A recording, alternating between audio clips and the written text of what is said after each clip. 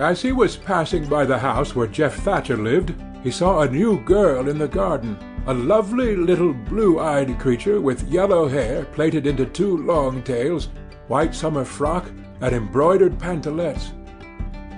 He pretended he did not know she was present, and began to show off.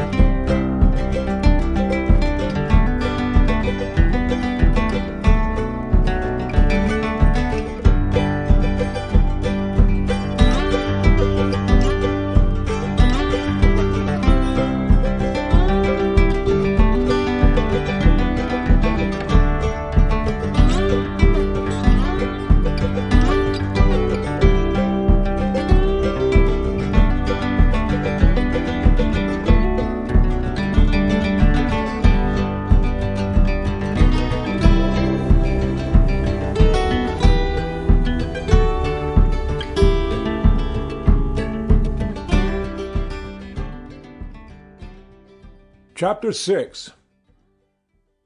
Monday morning found Tom Sawyer miserable. Monday morning always found him so, because it began another week's slow suffering in school.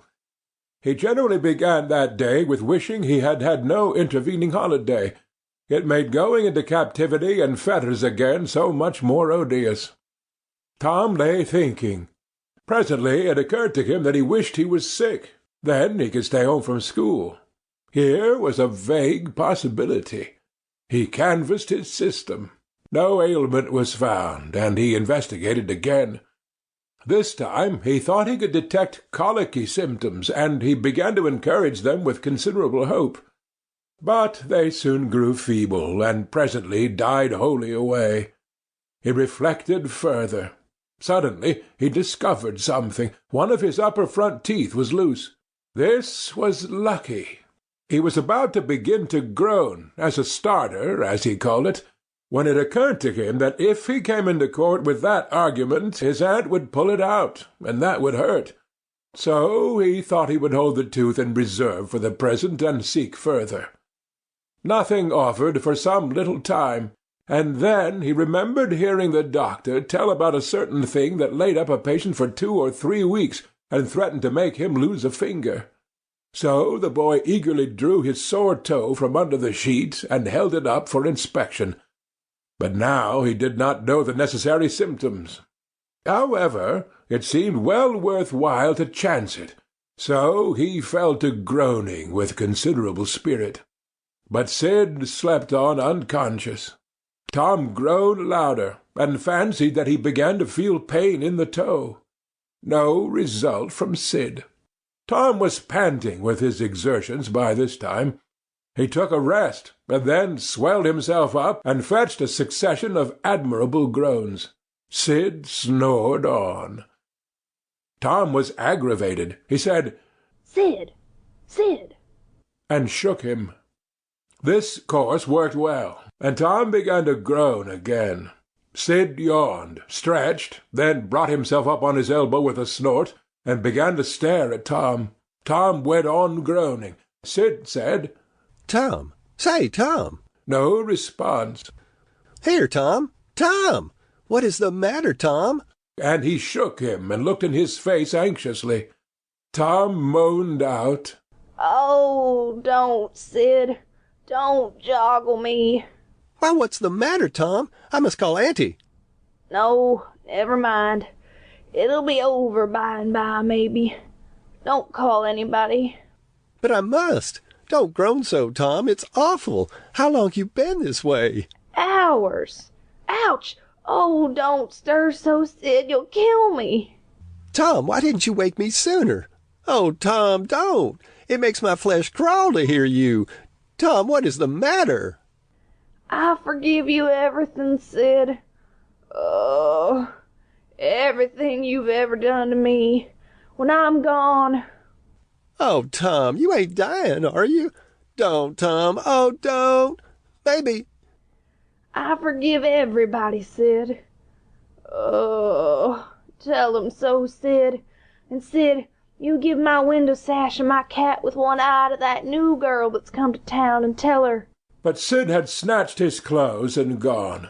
Tom was suffering in reality now, so handsomely was his imagination working, and so his groans had gathered quite a genuine tone.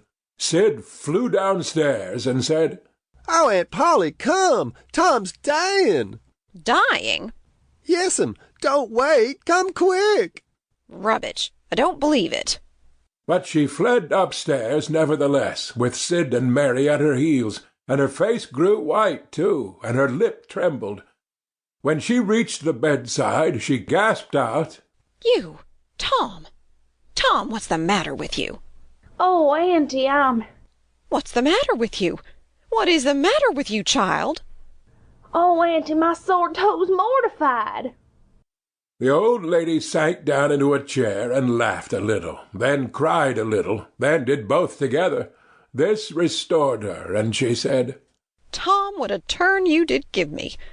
Now you shut up that nonsense and climb out of this." The groans ceased, and the pain vanished from the toe. The boy felt a little foolish, and he said, "Aunt Polly, it seemed mortified, and it hurt so I never minded my tooth at all." "Your tooth, indeed? What's the matter with your tooth?" "One of 'em's loose, and it aches perfectly awful." There, there, now, don't begin that groaning again. Open your mouth. Well, your tooth is loose, but you're not going to die about that. Mary, get me a silk thread and a chunk of fire out of the kitchen."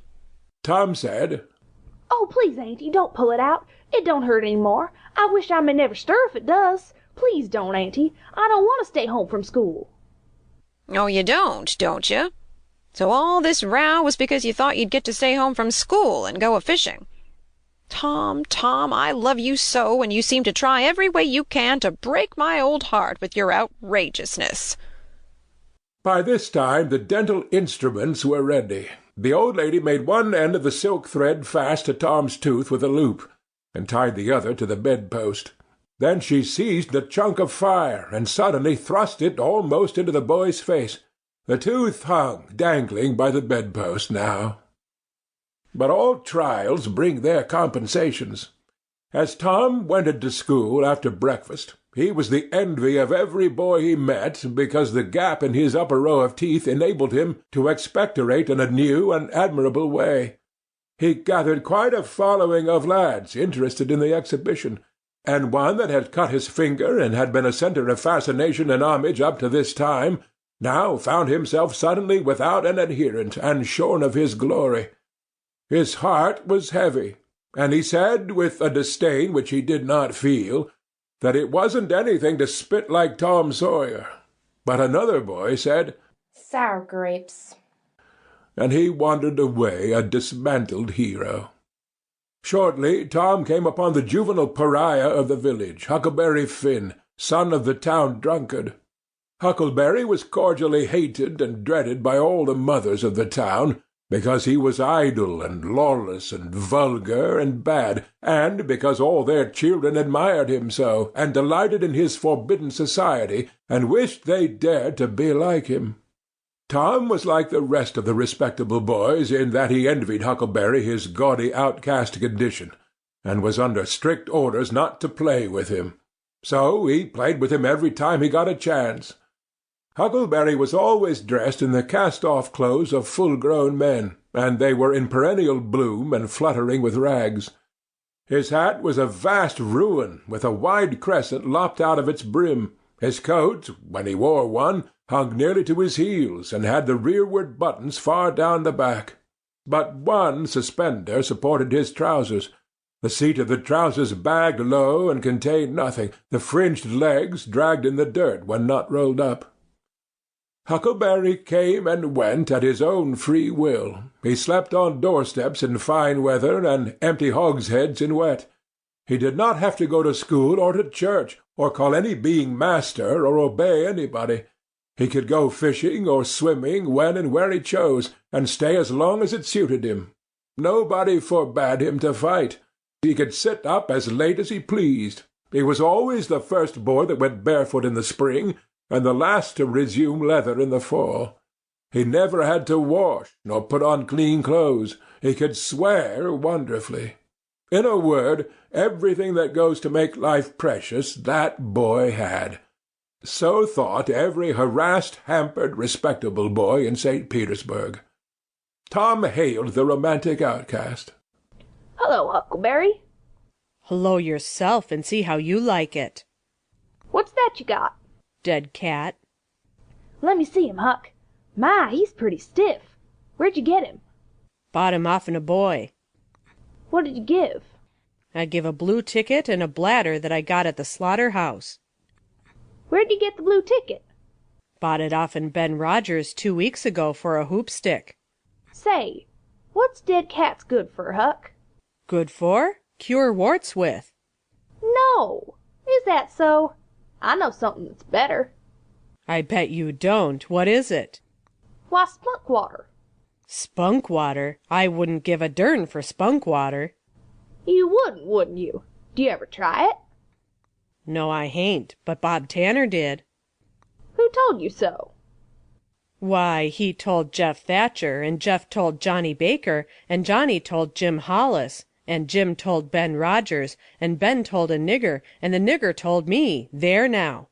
Well, what of that? They all lie. Leastways all but the nigger. I don't know him, but I never see a nigger that wouldn't lie. Shucks. Now you tell how Bob Tanner done it, Huck. Why, he took and dipped his hand in a rotten stump where the rainwater was. In the daytime? Certainly. With his face to the stump? Yes, least I reckon so. Did he say anything? I don't reckon he did. I don't know. Aha! Talk about trying to cure warts with spunk water such a blame fool way as that. Why, that ain't a-going to do any good.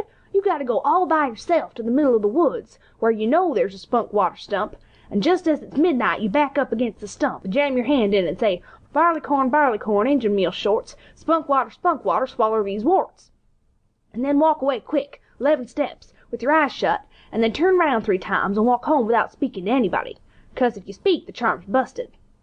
Well, that sounds like a good way, but it ain't the way Bob Tanner done. No, sir, you can bet he didn't, 'cause he's the wartiest boy in this town, and he wouldn't have a wart on him if he'd knowed how to work spunk water. I've took off thousands of warts off my hands that way, Huck. I play with frogs so much I've always got considerable many warts. Sometimes I take 'em off with a bean. Yes, bean's good. I've done that. Have you? What's your way? You take and split the bean and cut the wart so as to get some blood, and then you put the blood on one piece of the bean and take and dig a hole and bury it about midnight at the crossroads in the dark of the moon, and then you burn up the rest of the bean. You see that piece that's got the blood on it will keep drawing and drawing, trying to fetch the other piece to it, and so that helps the blood to draw the wart, and pretty soon off she comes. Yes, that's it, Huck, that's it. Though when you're burying it, if you say, down bean off wart, come no more to bother me, it's better. That's the way Joe Harper does, and he's been nearly to Coonville and most everywheres. But say, how do you cure 'em with dead cats? Why, you take your cat and go and get in the graveyard long about midnight, when somebody that was wicked has been buried. And when it's midnight, a devil will come, or maybe 2 or 3, but you can't see 'em. You can only hear something like the wind, or maybe hear 'em talk. And when they're taking that feller away, you heave your cat after 'em and say, devil follow corpse, cat follow devil, warts follow cat, I'm done with ye. That'll fetch any wart. Sounds right. You ever try it, Huck? No, but old Mother Hopkins told me. Well, I reckon it's so then, 'cause they say she's a witch. Say, why, Tom, I know she is. She's witched Pap. Pap says so his own self. He come along one day, and he see she was a-witching him, so he took up a rock, and if she hadn't dodged, he'd a got her. Well, that very night he rolled off in a shed where he was a-lyin' drunk, and broke his arm. Why, that's awful. How did he know she was a-witching him? Lord, Pap can tell easy. Pap says when they keep looking at you right stiddy, they're a-witching you, 'specially if they mumble, because when they mumble they're saying the Lord's Prayer back'ards.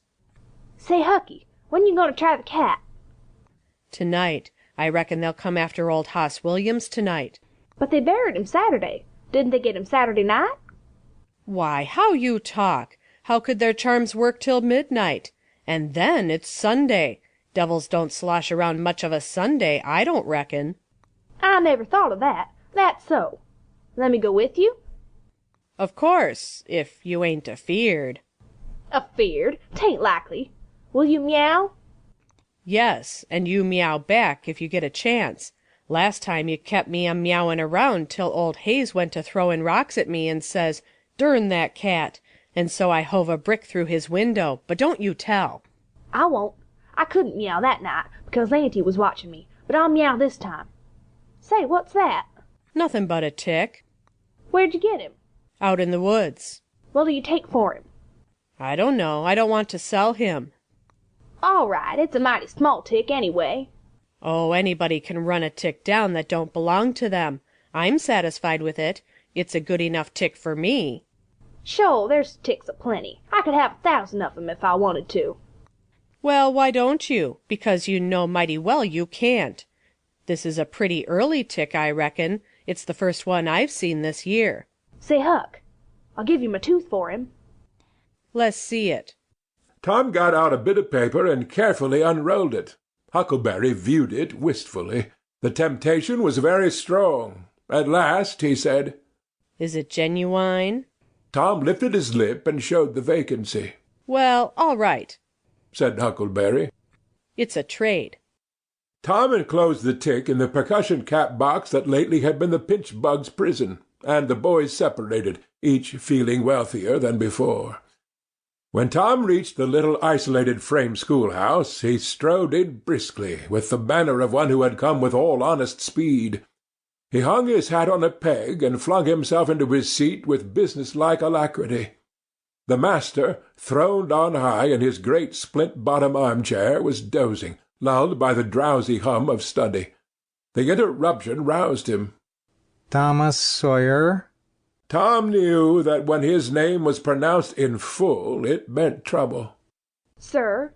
"Come up here. Now, sir, why are you late again, as usual?" Tom was about to take refuge in a lie when he saw two long tails of yellow hair hanging down a back that he recognized by the electric sympathy of love. And by that form was the only vacant place on the girls' side of the schoolhouse. He instantly said, I stopped to talk with Huckleberry Finn. The master's pulse stood still, and he stared helplessly. The buzz of study ceased. The pupils wondered if this foolhardy boy had lost his mind. The master said, You did what?" Stopped to talk with Huckleberry Finn. There was no mistaking the words. "Thomas Sawyer, this is the most astounding confession I have ever listened to. No mere ferule will answer for this offense. Take off your jacket." The master's arm performed until it was tired, and the stock of switches notably diminished. Then the order followed. "Now, sir, go and sit with the girls, and let this be a warning to you." The titter that rippled around the room appeared to abash the boy, but in reality that result was caused rather more by his worshipful awe of his unknown idol, and the dread pleasure that lay in his high good fortune. He sat down upon the end of the pine bench, and the girl hitched herself away from him with a toss of her head. Nudges and winks and whispers traversed the room, but Tom sat still, with his arms upon the long low desk before him, and seemed to study his book.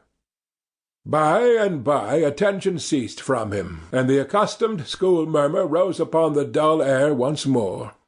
Presently the boy began to steal furtive glances at the girl. She observed it, made a mouth at him, and gave him the back of her head for the space of a minute.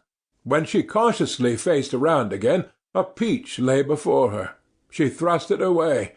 Tom gently put it back. She thrust it away again, but with less animosity. Tom patiently returned it to its place. Then she let it remain. Tom scrawled on his slate, Please take it. I got more. The girl glanced at the words, but made no sign. Now the boy began to draw something on the slate, hiding his work with his left hand.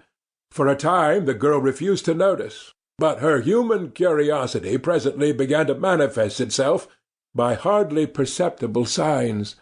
The boy worked on, apparently unconscious. The girl made a sort of non-committal attempt to see, but the boy did not betray that he was aware of it. At last she gave in, and hesitatingly whispered, "Let me see it." Tom partly uncovered a dismal caricature of a house with two gable ends to it, and a corkscrew of smoke issuing from the chimney. Then the girl's interest began to fasten itself upon the work, and she forgot everything else. When it was finished, she gazed a moment, then whispered, "It's nice. Make a man." The artist erected a man in the front yard that resembled a derrick. He could have stepped over the house, but the girl was not hypercritical. She was satisfied with the monster, and whispered, "It's a beautiful man. Now make me coming along." Tom drew an hourglass with a full moon and straw limbs to it, and armed the spreading fingers with a portentous fan. The girl said, "It's ever so nice. I wish I could draw." It's easy, whispered Tom. I'll learn you. "Oh, will you? When?" At noon. Do you go home to dinner? "I'll stay if you will." Good, that's a whack. What's your name? "Becky Thatcher. What's yours? Oh, I know. It's Thomas Sawyer." That's the name they lick me by. I'm Tom when I'm good. You call me Tom, will you? "Yes." Now Tom began to scrawl something on the slate, hiding the words from the girl. But she was not backward this time. She begged to see. Tom said, Oh, it ain't anything. "Yes, it is." No, it ain't. You don't want to see it. "Yes, I do. Indeed I do. Please let me." You'll tell. "No, I won't. Deed and double deed won't." You won't tell anybody at all? Ever? As long as you live? "No, I won't ever tell anybody. Now let me." Oh, you don't want to see. "Now that you treat me so, I will see." She put her small hand upon his, and a little scuffle ensued, Tom pretending to resist in earnest, but letting his hand slip by degrees till these words were revealed. I love you. "Oh, you bad thing."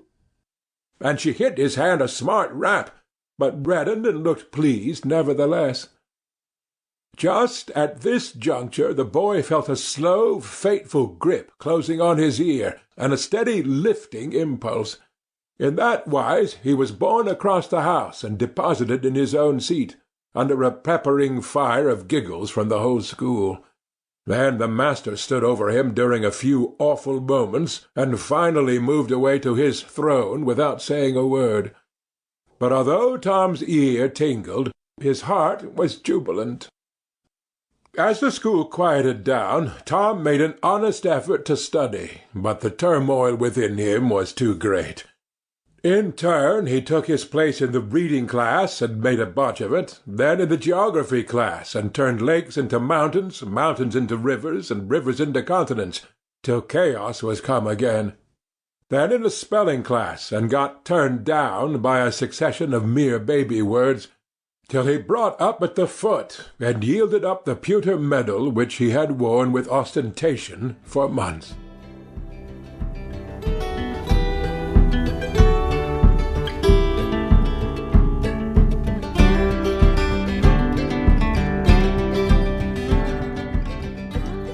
"I'll never love anybody but you, Tom, and I'll never marry anybody but you, and you ain't to ever marry anybody but me either."